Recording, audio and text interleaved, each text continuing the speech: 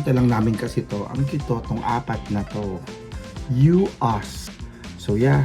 So, we bought itong apat na flavors na nakita namin sa may 7-Eleven.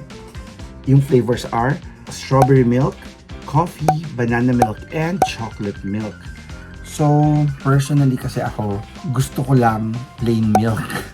Pwede na sa akin yung, of course, chocolate milk, okay, pero hindi kasi ako mahilig sa strawberry milk at banana milk. Kung sakali may flavor man, chocolate lang kaya ko. Pero yeah, since sikat daw ito, tikman natin. Unahin na natin yung banana milk. Let us try. Ito, kakabox ko lang. Parang candy yung malambot na candy. Para siyang chewing gum yung square. Tapos nalulunok. Hindi siya Fruit Loops. Ano nga ba yun? Tanong natin kay Lyndon. Wait. Ayun. So, nasagot niya. Starburst. Yung parang mga ganun. So, yun yung amoy niya eh.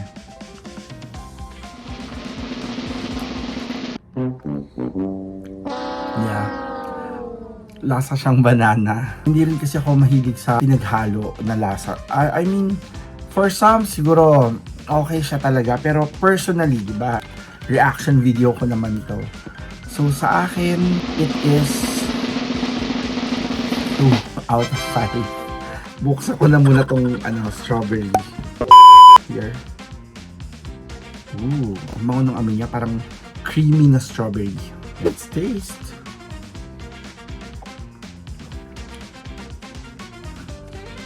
I think I like this a bit better than the banana kasi ito para siyang strawberries and cream ng Starbucks lang. By the way, both hindi sobrang tamis. Kaya lang, yun na nga, sabi ko, I prefer my milk to be plain milk or mas gusto ko siya na chocolate milk lang. Let's go to the third one. Yung chocolate. Let's open it. Yan. So, challenge siya sa lasa kasi yung kanina, oh wow, chocolatey smell. Let's try.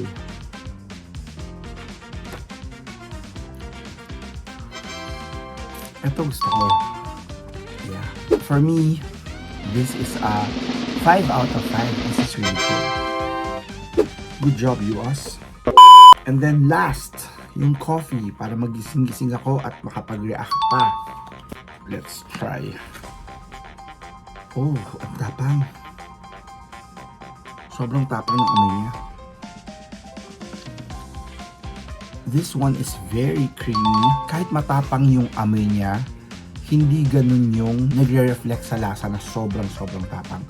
For coffee lovers, I think this is really good kasi very creamy, mildly sweet, tapos lasang-lasa rin yung coffee niya. So this one for me is, since sa Philippines kasi caramel macchiato naman ako lagi or cafe mocha, this one is a 4.5 out of 5. Ready na ulit ang aking basong may yellow.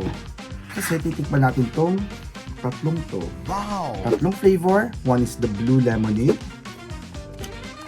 green grapeade, and iced tea peach.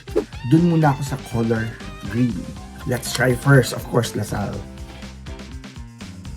Yeah, na-shake ko naman na siya kanina. So, let's try. Hindi ko na pupunuin. Ito lang. Don't tayo naman straw. So, ito. Nabig na siya. So, this is the green grape. Masarap. Maasim na matamis. I love grapes. So, 4.5 out of 5. Next. Dito tayo sa blue lemonade. So there.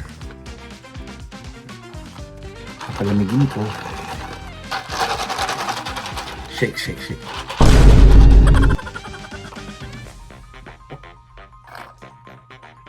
Ang sarap, ang asim. Parang lemon talaga. Smells like lemon.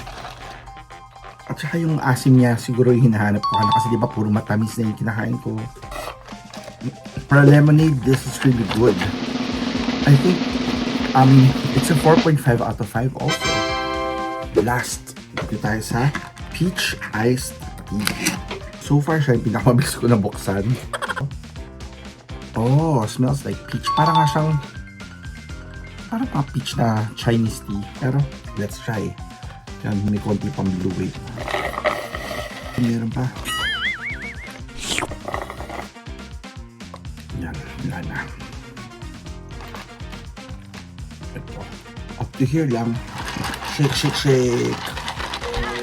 Para lumamig.